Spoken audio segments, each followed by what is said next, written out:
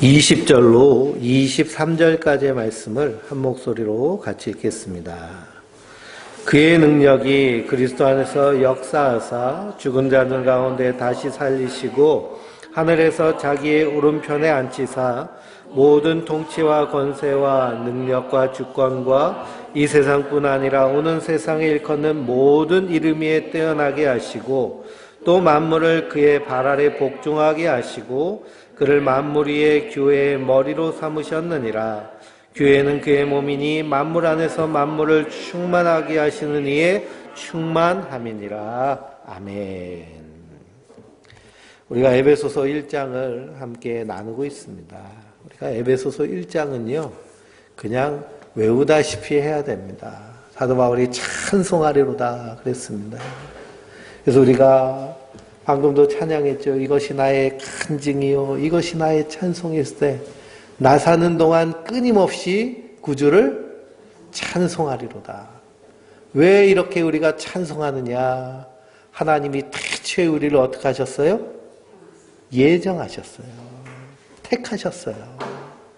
내가 너를 지명하여 불렀나니 너는 내 것이라는 거예요. 나는 누구 거예요? 하나님 거예요. 내가 내 거라고 착각하며 살면 안 됩니다.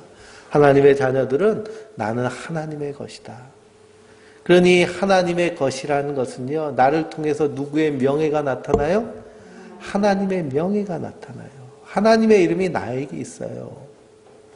그러니 내가 이 땅에서 하나님을 찬송하는 자로 우리에게 주신 세 계명 서로 사랑하라 하는 사랑의 계명에 따라 내 성질대로 사는 것이 아니라 내 성격대로 사는 것이 아니라 그 하나님의 사랑에 감사해서 그 예수님의 온화한 성품 사랑과 희락과 화평 인내 자비 양선 충성 온유 절제의 그런 풍성한 인격적인 열매를 우리가 맺혀나가며 세상 사람들이 나를 보고 누구를 알게 해야 돼요? 하나님을 알게 해야 돼요. 나를 보고 하나님을 아는 것. 그래서 사도 바울도 너희는 누구를 본받으라고 그래요? 나를 본받으라고 그럽니다. 너희는 나를 본받으라. 그래서 사도 바울은 그 누구보다도 예수님을 닮은 사람이고 하나님의 풍성한 그 구원의 은혜를 아는 자이기 때문이에요. 나를 통해서 하나님을 예수님을 드러내는 것이지 우리의 입술로 전도한다고 되어지는 것이 아닙니다. 그래서 눈에 보이는 하나님을 우리가 어떻게 전하겠어요? 그래서 우리의 삶을 통해서 전해지는 거예요.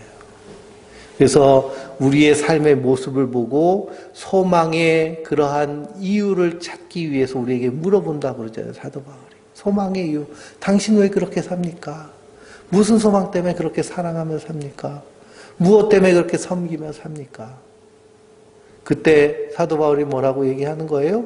주 예수를 믿으라. 예수님 믿으세요.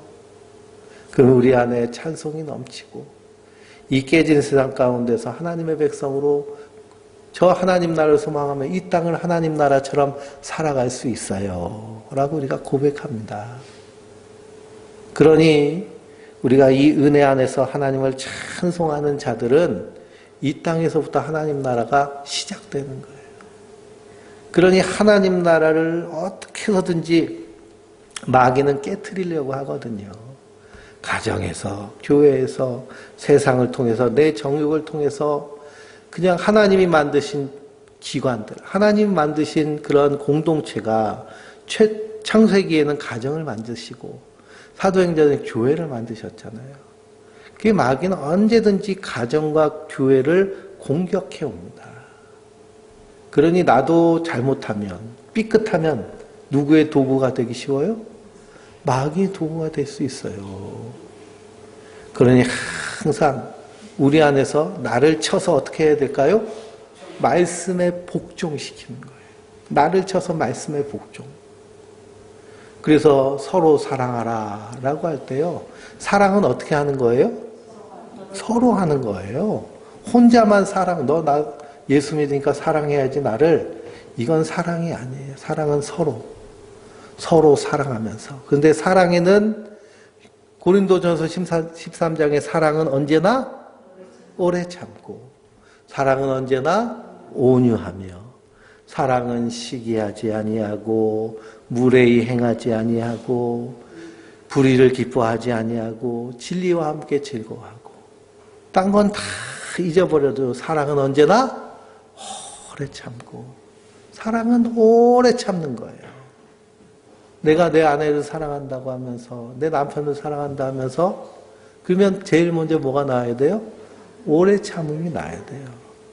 근데 그게 내가 참아야지 그러면서 참으면 이건 내가 참는 거예요. 근데 하나님의 사랑이 충만해지면 어떻게 될까요? 그냥 참아지는 거예요.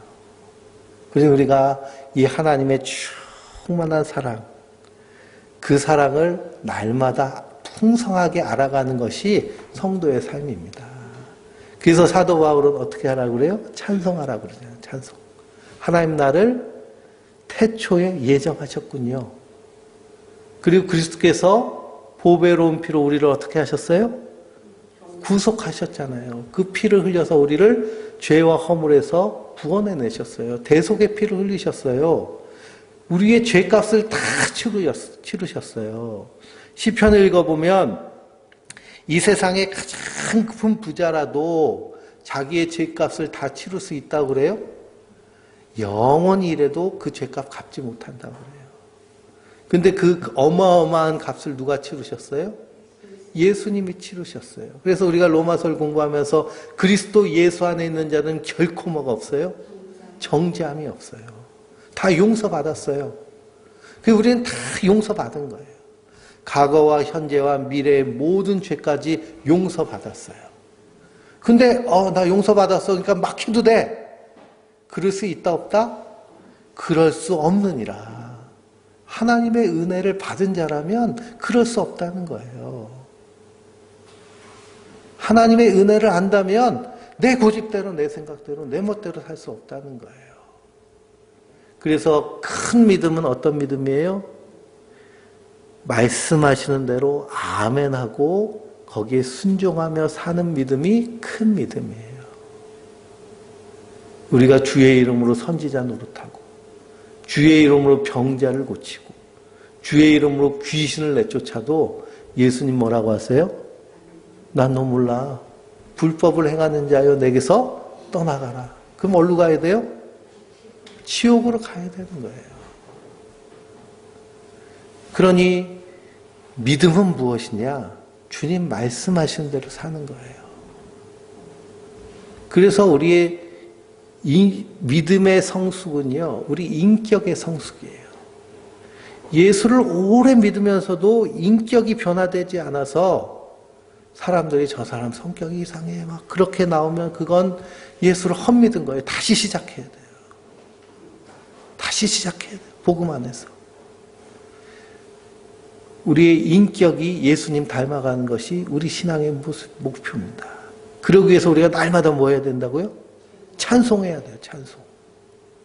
불평불만 사람을 보고 세상을 보며 불평불만 할 것이 아니라 하나님 바라보며 찬송해야 돼요. 하나님 나를 태초에 예정하셨군요. 그리스도께서 보배로운 피를 흘리셔서 나를 구속하셨군요. 뿐만 아니라 성령께서 어떻게 하셨어요? 도장까지 콱 찍으셔서 하나님 자녀 삼으셨군요. 그러니 하나님의 나를 향하신 구원은 확실한 삼위일체 하나님의 일하심으로 말미암아 은혜로 주어진 거예요. 그걸 통해서 하나님을 찬송하고, 그리고 이 구원은 나를 위한 것인가요? 예수님을 위한 것인가요? 예수님을 위한 거예요. 예수님을 그리스도 안에서 하늘에 있는 것이나 땅에 있는 것이나 다 통일되게 하시려는, 그 통일되게 하시려는 하나님의 큰 뜻 안에서 우리는 어떻게 돼 있어요? 들어와 있어요. 참여한 죄가 된 거예요. 지금 뭐 대통령 이제 선거하려고 여당, 야당 할 것 없이 막 그냥 선거전을 치르는데, 경선을 치르는데, 각 대선 후보, 경선 후보들마다 뭐가 다 있어요? 캠프가 다 있어요, 캠프. 그래서 거기서 뒤에서 막 일하는 거예요, 캠프에서. 그 사람들이 유력한 대선 후보가 있으면 어디 들어가고 싶어요? 그 캠프에 들어가서 일하고 싶어 해요. 거기서 일해서 대통령 되면 어떻게 돼요? 한 자리씩 탁 차지하는 거잖아요. 예? 그 캠프에서 일하면. 그러니까 어떻게든지 들어가서 대통령 만들어 놓으려고 무진장했습니다. 근데 우리는 누구 캠프에 들어와 있어요? 예수님 캠프 안에 들어와 있다고요. 우리가 얼마나 큰 은혜를 받았어요. 우리는 자격이 없는데 하나님이 내가 널 지명했어. 너 일로 와서 나의 캠프에서 함께 그리스도의 나라를 이루어 가자 하고 우리를 부르신 거예요. 그러니 우리 입술에 뭐가 나와요? 찬송 나오죠. 그러면 한 주간 사시면서 내 입술에서 찬송이 안 나오고 불평불만이 나오면 어떻게 될까요? 회개해줘. 주님 잘못했어요. 내게 이렇게 큰 은혜를 주셨는데 그거 망각하고서는 그냥 상황, 환경, 형편, 불평불만하며 살았군요.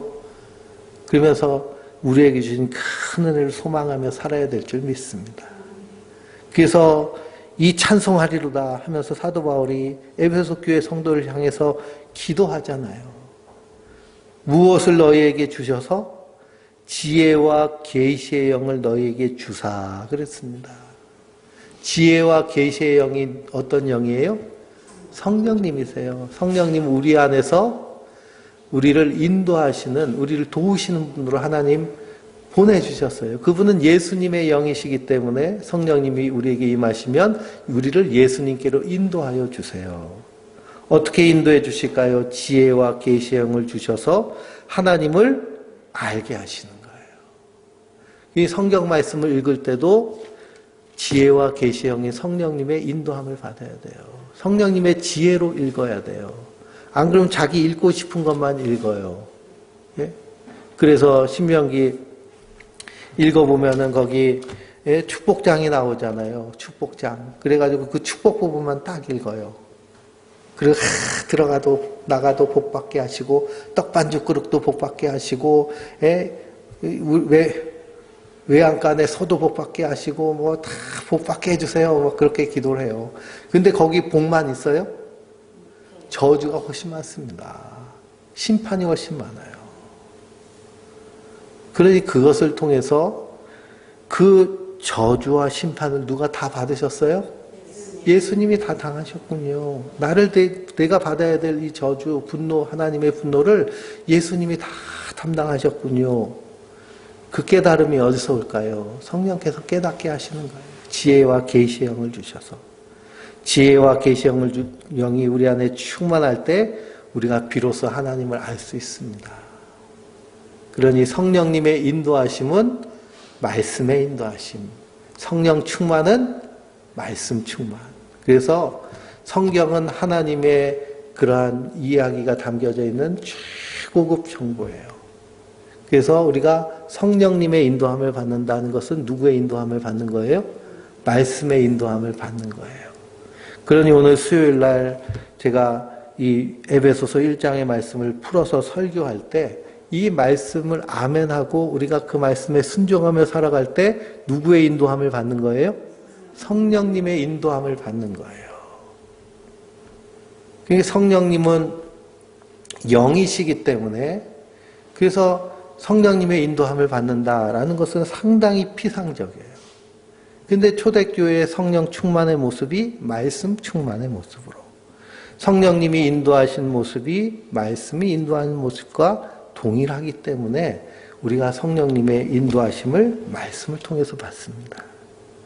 그래서 지혜와 영이 우리에게 충만하게 임하시면 하나님을 알게 하시고 우리의 마음의 눈이 밝혀져서 그래서 부르심의 소망이 무엇이고 그 기업의 영광의 풍성함이 무엇이고 우리에게 베푸신 능력의 지극히 크심이 어떠한 것인을 우리가 알고 더 찬송하는 거예요. 더 풍성해지는 거예요. 하나님의 사랑으로. 그러니 성령께서 우리의 마음의 눈을 활짝 열어서 그래서 믿음은 어디에서 나와요? 들음에서 나와요. 그 말씀을 잘 들어야 돼요. 넋놓고서 이렇게 하시면 안 돼요. 말씀을 잘 듣고 그리고 그 말씀이 바른가 확인해보고 그래서 말씀에 든 5손가락이 있잖아요. 그렇죠? 말씀을 읽고 쓰고 그리고 듣고 암송하고 묵상하는 거예요. 그래서 읽고 묵상하고 쓰고 묵상하고 듣고 묵상하고 암송하고 묵상하고 묵상을 해서 내 것으로 하나님의 말씀을 충만히 채워야 돼요. 다른 게 들어오지 못하도록. 텅 비어 있으면 어떻게 돼요? 마귀가 얼커니 하고 틈 타고 들어와가지고요. 그냥 전쟁을 일으킵니다. 말씀으로 충만하면요. 마귀가 들어올 틈이 없어요. 그러니 날마다 하나님의 말씀. 우리의 마음의 눈이 밝혀져야죠. 그래서 부르심의 소망. 하나님 나를 왜 부르셨지? 태초에 나를 예정하시고 그리스도의 보배로운 피로 구속하시고 성령으로 인치신 이유가 뭘까? 그 부르심의 소망이 분명해져요. 야, 하나님 나라 한번 세워보자. 하나님 나라 캠프에 내가 너를 초대할게. 일꾼을 함께 일하자. 그렇게 부르신 거잖아요. 사명이 분명하잖아요. 삶의 목적이 분명하잖아요. 우리가 먹고 살라고 이 땅에 사는 것이 아니라 우리의 삶의 자리에서 하나님 나라를 세상 가운데 보이기 위해서 우리를 부르신 거예요. 그게 하나님의 소망이에요. 그래서 비싼 값을 치러가지고 우리를 어떻게 해주셨어요? 하나님 것 만드셨어요. 거저 주신 게 아니잖아요. 우리를 하나님의 일꾼 자녀 삼으시기 위해서 어떤 값을 치르셨어요? 하나님이 사람이 돼서 이 땅에 오셔서 십자가에 달려 죽으셨어요. 그 피값을 치르셔서 그게 우리의 값이에요. 그러니 에베소서 2장 보면은요. 에베소서 2장 8절을 한번 읽어볼까요? 8절 너희는 그 은혜에 의하여 믿음으로 말미암아 구원을 받았으니 이것은 너희에게서 난 것이 아니요 하나님의 선물이라 그랬습니다. 하나님의 선물로 우리에게 주셨어요. 근데 그 선물이 그냥 그저 그런 선물이에요? 말로 다 할 수 없는 놀라운 은혜의 선물이에요. 우리가 죽음 이후에도 영원한 하나님 나라를 약속받은 자들이에요. 그러니 그 부르심의 소망이 무엇인지, 그 기업의 영광의 풍성함이 어떤 것인지, 그러니 하나님 나라 이 땅에 임하실 때 예수님이 그 나팔 소리와 함께 천군 천사를 이끄시고 이 땅에 임하실 때 우리는 어디 서 있는 자들이에요? 주님과 함께 서 있는 자들이에요. 그 영광스러운 일이 우리에게 약속되어 있어요. 그래서 오직 의인은 무엇으로 살아요? 믿음으로 말미암아 살리라. 이걸 믿는 거예요. 그래서 그 능력의 지극히 크신 십자가의 능력으로 우리를 구원하셨잖아요. 그래서 내가 어떤 존재인지를 알고 그 날마다 찬송하며 그러면 그 하나님을 알아가는 것이 더 풍성해지는 것이 성도들인 줄 믿습니다. 그래서 우리 입술에 찬송이 끊이지 않아야 돼요. 오늘 하루 얼마나 찬송하셨는지 한번 생각해 보세요. 하나님께 드리는 예배는요, 우리가 모여서 드리는 이런 공적으로 드리는 예배, 말씀을 듣고 그리고 찬양하고 함께 기도하는 예배가 있죠. 개인적 찬미가 있습니다. 우리 혼자 있을 때도 우리는 예배자예요. 밭에서 일할 때도, 설거지할 때도, 집에서 일할 때도, 직장에서 일할 때도 우리는 예배자로 부르심을 받았어요. 그리고 우리 입술에서 찬송이 나와야 돼요. 그리고 우리의 삶을 통해서 하나님 예배를 받으세요. 그러니 우리가 하나님의 교회잖아요. 하나님의 성전, 너희 몸은 하나님의 성전인 것을 너희가 알지 못하느냐 그렇게 말씀하십니다. 우리는 하나님의 성전이에요. 건물이 성전이 아니라. 그러니 하나님이 늘 우리 안에 계시니 우리 안에서 이런 하나님의 아름다운 모습들이 나와야 될 줄 믿습니다. 그래서 20절 말씀에 뭐라고 말씀하고 있어요? 그의 능력이 그리스도 안에서 역사하사 죽은 자들 가운데서 다시 살리시고 하늘에서 자기의 오른편에 앉히사 모든 통치와 권세와 능력과 주권과 이 세상뿐 아니라 오는 세상에 일컫는 모든 이름 위에 뛰어나게 하시고 그랬습니다. 모든 이름 위에 뛰어나 계신 누구를요? 예수님을. 하나님이요. 하나님의 권능으로 그리스도 안에서 역사하신 거예요. 그래서 죽은 자 가운데서 다시 살아나셨잖아요. 십자가에 달려 죽으시고. 그리고 하나님 자기 오른편에 앉히셔서 모든 권세와 권능과 능력과 주권을 이 세상뿐만 아니라 오는 세상의 모든 이름 위에 뛰어나게 하셨어요. 예수님을. 그분은 교회의 머리세요. 우리는 뭘까요? 우리는 그분의 몸이고 지체예요. 그러니 모든 이름 위에 뛰어나게 하실 때 우리도 어떻게 돼요? 함께 영광 받는 거예요. 올림픽 할 때요, 1등 하는 금메달 땄어요. 그래서 금메달 수상자가 올해는 코로나 때문에 목걸이를 자기가 걸잖아요. 그렇죠? 영광스럽게. 그러면 목만 영광 받고 손발, 다리는 영광 안 받나요? 함께 받는 거잖아, 함께. 그게 기업의 영광의 풍성함이에요. 우리가 그 자리에 참여해서 그리스도와 함께 왕노릇할 권세를 우리에게 하나님 주셨어요. 성도는 이걸 믿는 자예요. 믿음으로 말미암아 이 땅에서 그렇게 살아내는 자들이에요. 그래서 모든 이름 위에 뛰어난 이름을 주셨어요. 마태복음 11장을 읽어볼까요? 마태복음 11장 25절에서 27절입니다.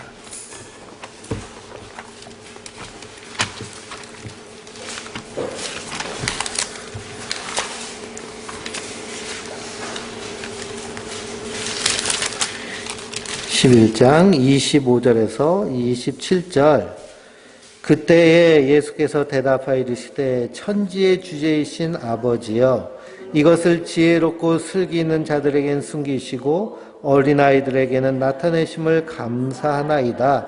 옳소이다. 이렇게 된 것이 아버지의 뜻이니이다.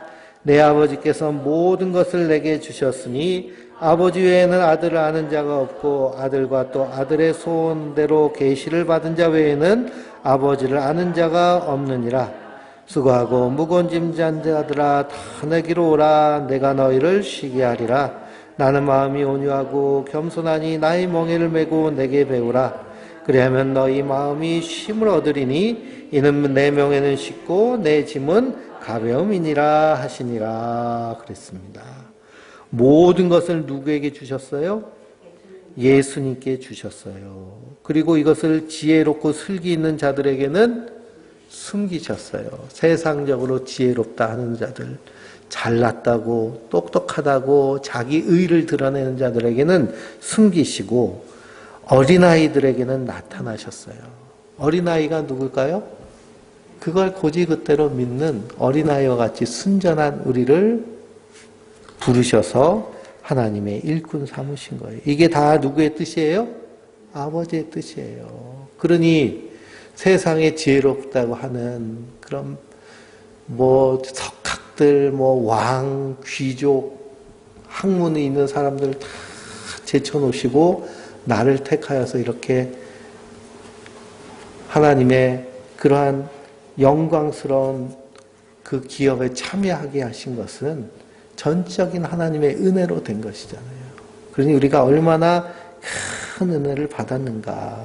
그래서 아버지를 통해서 아들을 알고요. 아들을 통해서 아버지를 아는 겁니다. 그리고 아들의 소원대로 계시를 받은 자 외에는 아버지를 아는 자가 없다고 말씀하셨습니다. 그러니 우리는 누구의 소원이에요? 아들의 소원이에요. 하나님, 아버지, 저희를 택하여 주세요. 하나님이 우리를 택하신 거예요. 아들의 소원에 따라. 그래서 우리가 누구를 알아요? 예수님을 알고 하나님을 알고 이 구원의 비밀, 십자가의 비밀을 깨달아 아는 자들인 줄 믿습니다. 그래서 하늘과 땅의 모든 권세를 아들에게 주셨잖아요. 이 10절 말씀과 동일하죠. 그러니 우리가 이 복음의 비밀, 성령 충만해야 됩니다. 계시를 받는다는 건 성령을 받는다는 걸 의미해요. 말씀을 받는다는 것.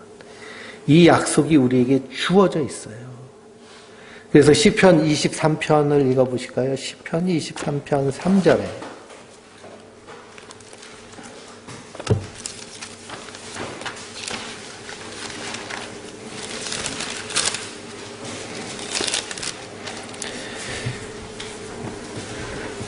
(23편) 3절입니다. 내 영혼을 소생시키시고 자기 이름을 위하여 의의 길로 인도하시는도다 그랬습니다. 다윗이 이렇게 고백을 하죠. 다윗의 영혼을 하나님이 소생시키셨어요. 무엇을 위해서? 자기 이름을 위해서. 자기 이름은 누구 이름이에요? 네, 하나님. 하나님의 이름을 위해서 다윗을 택하신 거예요. 하나님의 이름을 위해서 누구를 택하셨어요? 우리를 택하셨어요. 하늘에 계신 아버지여, 무엇이 거룩히 여김을 받으시오며 아버지의 이름이 거룩히 여김을 받으시오며. 하나님은 하나님의 이름이 거룩히 여김을 받으시기 위해서 누구를 부르셨어요? 나를 부르셨어요. 우리라고 하지 마시고 나를 부르셨어요. 내가 하나님의 이름, 하나님의 명예가 내 안에 있어요. 또 시편 106편을 읽어보실까요? 시편 106편.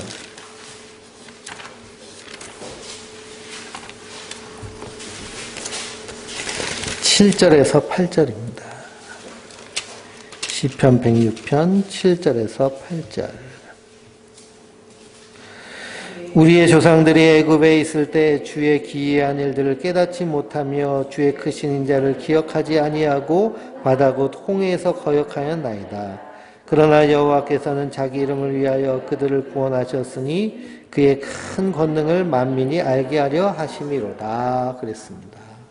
하나님의 이름을 위해서 구원하셨어요. 홍해 바다에서 거역했는데, 그쵸? 앞에 홍해 바다가 쌓여 있고 뒤에 양 옆에는 산맥이 놓여 있고 뒤에서는 애국 군대가 쳐들어오니까 이 이스라엘 사람들이 모세한테 달려들어서 어떻게 해요? 우리를 여기서 죽게 하려고 했냐? 우리를 여기서 죽게 하려고 했냐? 그랬더니 모세가 뭐라 그래요?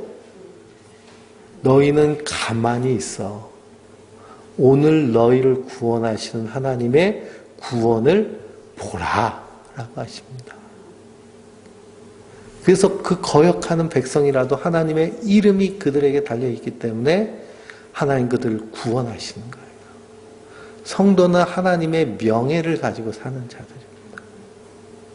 근데 교회가 세속화되고 이 하나님의 그 은혜의 복음을 찬송하지 않을 때 교회된 우리 때문에 누구의 이름이? 하나님의 이름이 업신여김을 받는 거예요.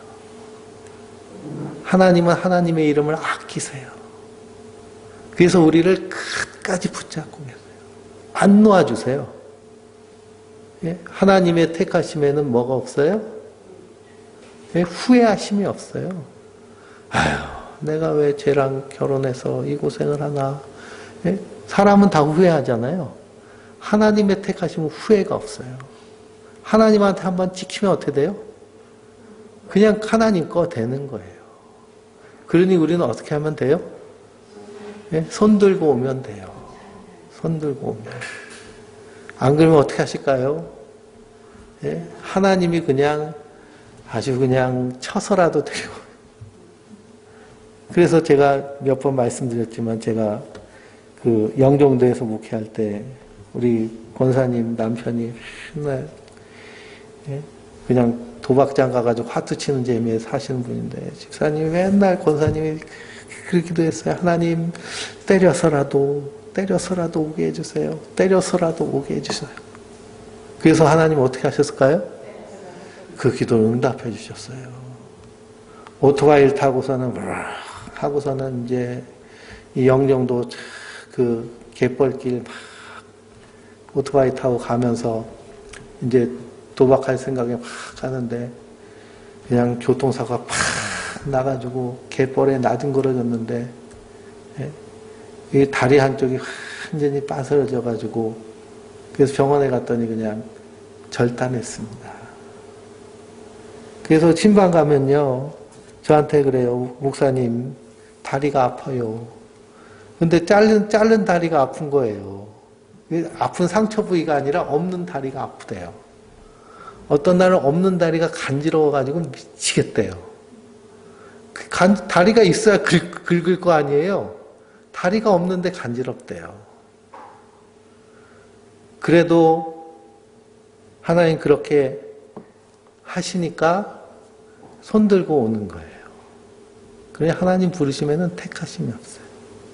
그래서 우리가 항상 하나님 앞에 겸손하게 하나님 살아계시기 때문에 우리 이름에 하나님의 명예가 달려 있습니다. 그래서 하나님은 하나님의 이름을 아끼시는 거예요. 요한복음 5장 39절을 한번 읽어보실까요? 요한복음 5장 39절.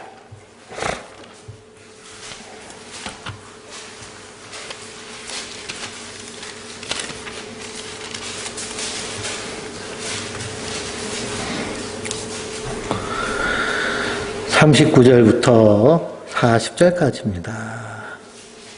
나를 보내신 이의 요한복음 5장 39절 6장이네요. 전 6장을 펴놓겠네요. 5장 39절 너희가 성경에서 영생을 얻는 줄 생각하고 성경을 연구하거니와 이 성경 곧 내게 대하여 증언하는 것이니라. 그러나 너희가 영생을 얻기 위하여 내게 오기를 원하지 않은도다 그랬습니다. 영생을 얻기 위해서 성경은 누구를 증언하고 있는데 예수님을 증언하고 있는데 영생을 얻기 위해서 내게로 오지 않는다는 거예요. 그래서 요한복음 17장 1절부터는 예수님이 겟세마네 동산에서 기도하시는 기도의 내용이거든요. 1절부터 17절까지 읽어보겠습니다. 요한복음 17장 1절에서 17절 예수께서 이 말씀을 하시고 눈을 들어 하늘을 우러러 이르시되 아버지여 때가 이르러 싸우니 아들을 영화롭게 하사 아들로 아버지를 영화롭게 하옵소서. 아버지께서 아들에게 주신 모든 사람에게 영생을 주게 하시려고 만민을 다스리는 권세를 아들에게 주셨음이로소이다. 영생은 곧 유일하신 참 하나님과 그가 보내신 자 예수 그리스도를 아는 것이니이다. 아멘. 여기까지 읽으면요. 뭐가 이르렀어요? 때가 이르렀어요. 그래서 아들을 영화롭게 하사 아들로 누구를 영화롭게 하는 거예요? 하나님을 영화롭게 하는 거예요. 그러니 우리에게 아버지의 이름, 하나님의 명예가 달려 있는데요. 그럼 우리는 어떻게 하면 하나님께 영광을 돌릴 수 있을까요? 예수님을 믿으면 하나님께 영광이 되는 거예요. 하나님의 일은요, 예수님을 믿는 거예요.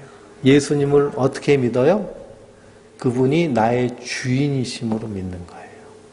그래서 그분께 예배하고 찬송하고 그분의 가르침을 순종하며 예수님을 닮아가는 것이 하나님께 영광 돌리는 거예요. 그게 내가 사업이 성공해가지고 그 돈으로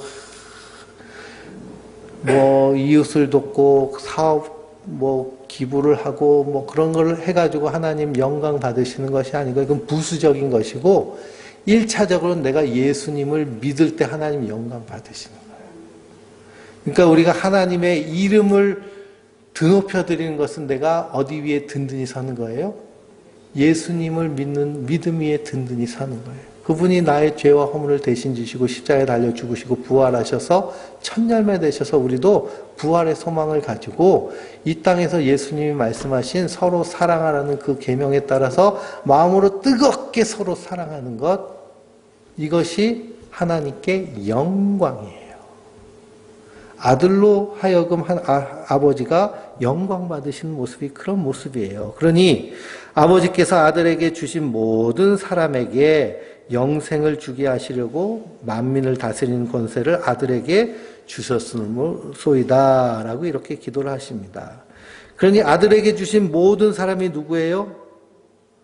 태초에 하나님이 예정하시고 그리스도께서 구속하시고 성령께서 인치신 바로 우리의 성도들.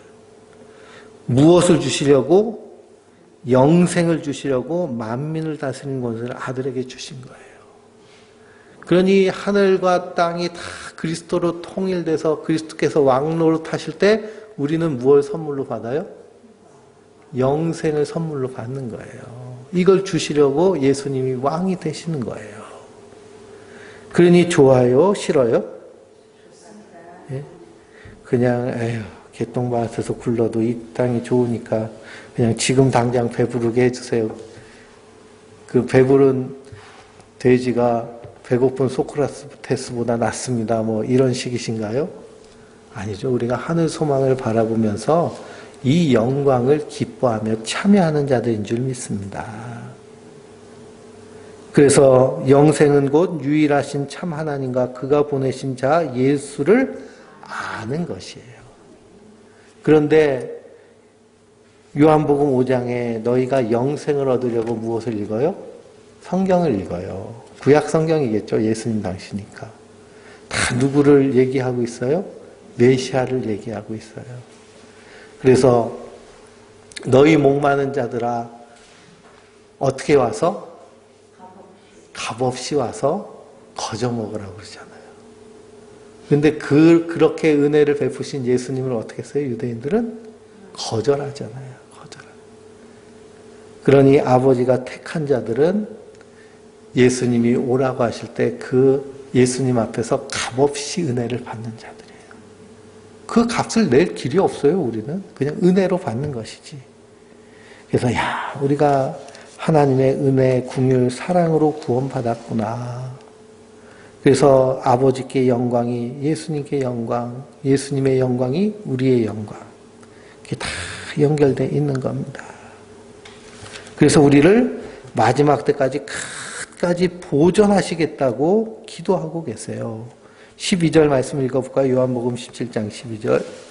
내가 그들과 함께 있을 때에 내게 주신 아버지의 이름으로 그들을 보존하고 지켰나이다. 그 중에 하나도 멸망하지 않고 다만 멸망의 자식뿐이오니 이는 성경을 응하게 함이니이다. 그랬습니다. 그러니 또 15절 읽어볼까요? 내가 비옵는 것은 그들을 세상에서 데려가시기를 위함이 아니요 다만 악에 빠지지 않게 보존하시기 위함이니이다. 그랬습니다. 그러니 지금도 누가 우리를 보호하고 계세요? 예수님의 기도로 말미암아 하나님 우리를 보호하고 보존하고 계시는 줄 믿습니다. 우리가 이 성령의 큰 은혜 가운데 있다는 사실을 날마다 각성하고 있어야 돼요. 정신을 바짝 차리고요. 그래서 날마다 우리가 말씀을 듣고 읽고 쓰고 암송하고 묵상하는 그 이유는 뭐냐면 이 말씀이 우리를 어떻게 해야 돼요? 주장해야 돼요. 세상이 주장하고 내 정욕이 주장하는 것이 아니라 말씀이 주장하게. 넌 하나님의 자녀야. 넌 예수 그리스도의 십자가의 은혜로 구원받은 자야.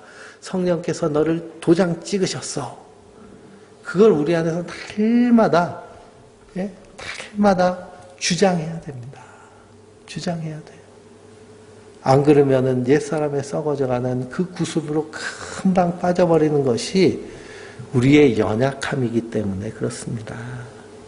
그래서 빌립보서 2장에 믿음의 주요 온전케 하여 주시는 이인 누구를 바라보자고? 예수를 바라보자. 그러면서 너희 안에 이 마음을 품으라. 곧 그리스도 예수의 마음이니 그랬습니다. 그는 하나님의 본체시나 하나님과 동등됨을 취할 것을 여기지 아니하시고 희닫고 낮은 땅에 오셔서 죽기까지 복종하셨으니 하나님이 그 이름을 높이셔서 하늘에 있는 자나 땅에 있는 자나 땅 아래에 있는 자나 다 그 영광을 찬송하게 하려고 하나님 예수를 높여주시는 거예요. 그러면 누구도 함께 높아가요? 몸된 우리도 함께 높임을 받는 겁니다. 그 충만한 은혜를 우리가 받은 줄 믿습니다. 그래서 22절에 또 만물을 에베소서 1장 22절입니다. 또 만물을 그 발 아래 복종하게 하시고 그를 만물 위의 교회의 머리로 삼으셨느니라. 교회는 그의 몸이니 만물 안에서 만물을 충만하게 하시는 이의 충만하심이니라 그랬습니다. 그러니 만물이 누구 아래 복종하게 하시려고? 예수님 안에 복종하게 하시려고 만물 위에 교회의 머리로 삼으셨어요. 그래서 교회는 그의 몸이니 만물 안에서 만물을 어떻게 해요? 충만하게 하는 거예요. 그러면 만물 안에서 만물을 충만하게 하는 것이 어떻게 하는 것이냐? 에베소서 3장을 읽어보실까요? 에베소서 3장 14절에서 21절입니다. 그러므로 내가 하늘과 땅에 있는 모든 각 족속에게 이름을 주신 아버지 앞에 무릎을 꿇고 비노니 그의 영광의 풍성함을 따라 그의 성령으로 말미암아 너희 속사람을 능력으로 강건하게 하시오며 믿음으로 말미암아 그리스도께서 너희 마음에 계시게 하시옵고 너희가 사랑 가운데서 뿌리가 박혀 터가 굳어져서 능히 모든 성도와 함께 지식에 넘치는 그리스도의 사랑을 알고 그 너비와 길이와 높이와 깊이가 어떠함을 깨달아 아버지의 모든 충만하신 것으로 너희에게 충만하게 하시기를 간구하노라 그랬습니다. 그러니 사도 바울이 두 번째 에베소 교회를 위해 기도해요. 무엇을 알게 해달라고 기도해요? 그리스도의 사랑을 알게 해달라고 기도해요. 그러니 이 깨진 세상 가운데서 만물을 충만하게 하시는 것이 교회인데요. 교회가 세상을 충만하게 해야 돼요. 무엇으로? 예수님의 사랑으로 충만하게 해야 돼요. 예수님의 사랑으로 충만하게 할 때 생명이 살아나고 복음이 전파되고 거기서 예수님이 영광 받으십니다. 세계 역사 할 것도 없이요. 한국 기독교의 역사 보면 일제 식민지 때 그리고 일제 식민지 이전에 그런 구한말 시대에 나라가 위태위태하고 백성들은 지극히 가난하고 희망도 소망도 없을 때 등불의 역할을 한 사람들이 누굴까요? 기독교인들이에요.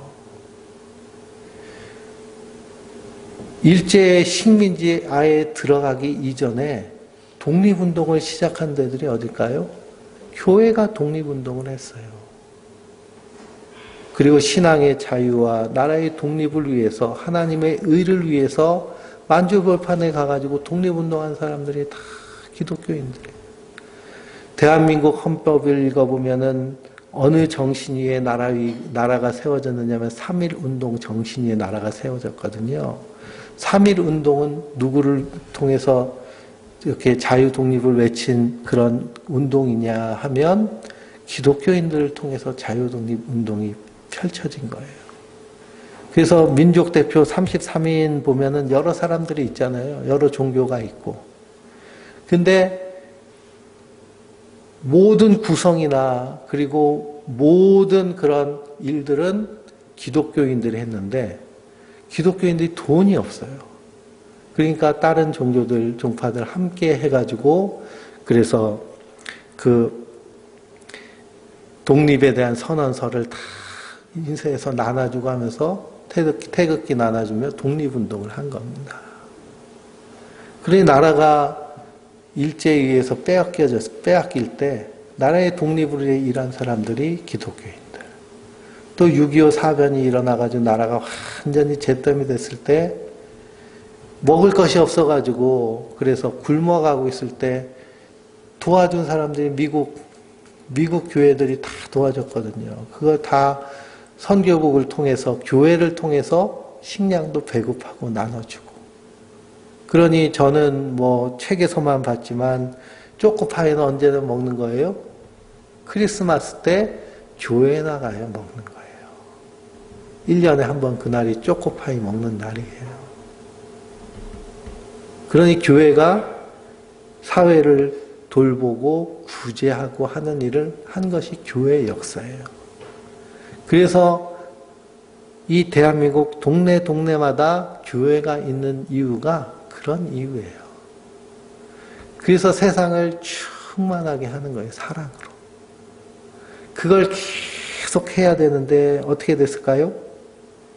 그 충만함이 변질됐어요.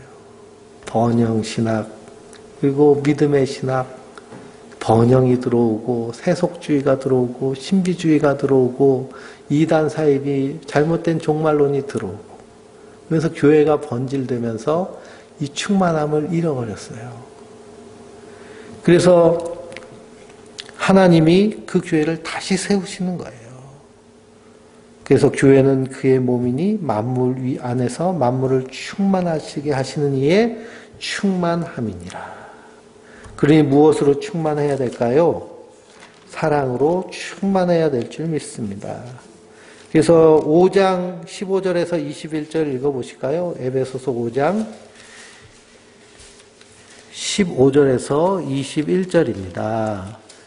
그런즉 너희가 어떻게 행할지를 자세히 주의하여 지혜 없는 자같이 하지 말고 오직 지혜 있는 자같이 하여 세월을 아끼라. 때가 악하니라.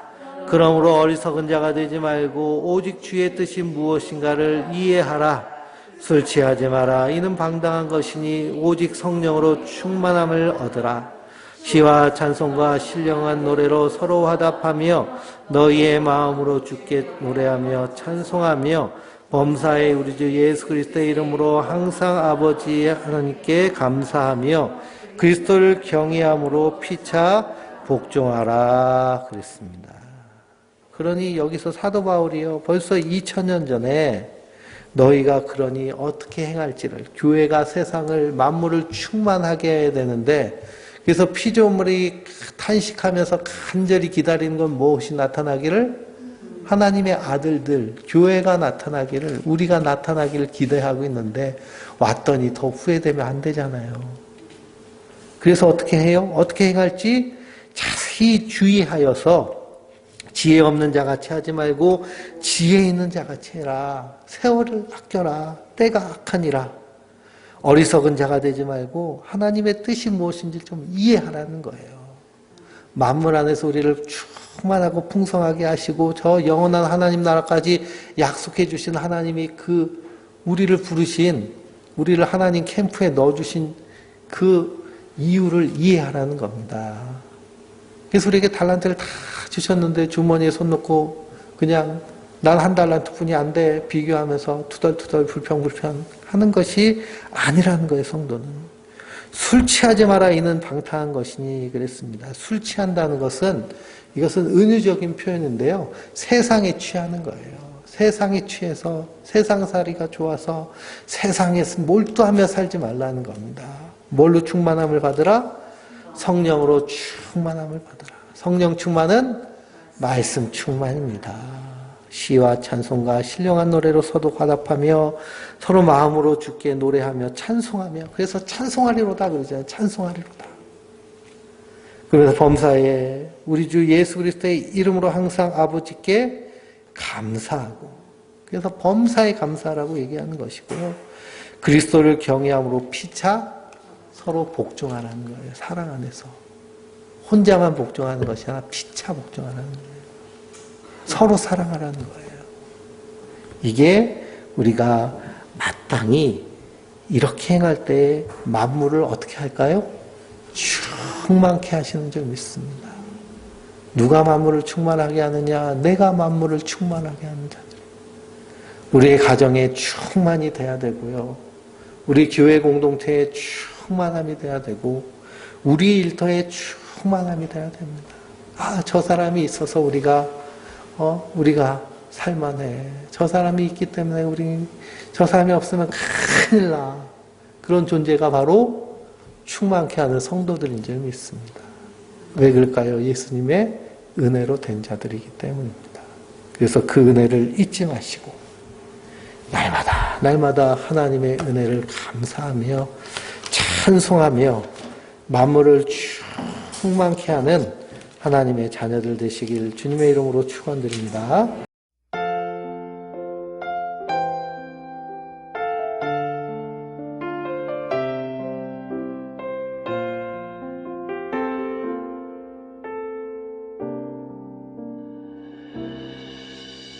주 나의 모습 보네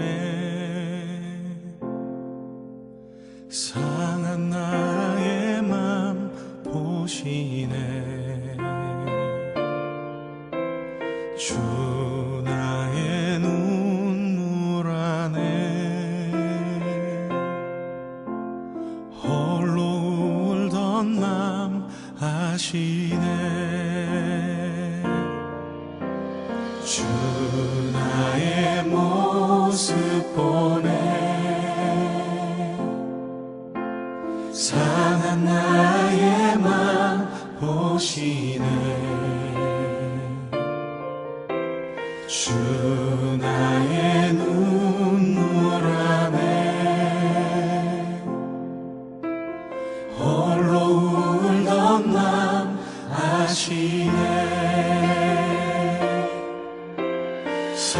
세상 소망 다 사라져가도 주의 사랑은 끝이 없으니 살아가는 이 모든 순간이 주 은혜임을 나는 믿네.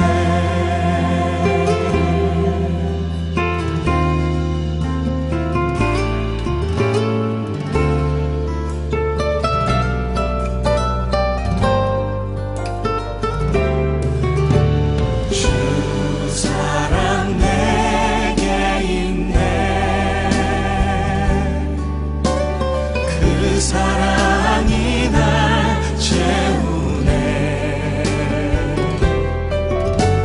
주 은혜 내게 있네. 그 은혜로 날 세우네. 세상 소망 다 사라져가도 주의 사랑은 끝이 없으니 살아가는 이 모든 순간이 주 은혜임을 나는 믿네. 세상 소망 다 사라져가도 주의 사랑은 끝이 없으니 살아가는 이 모든 순간이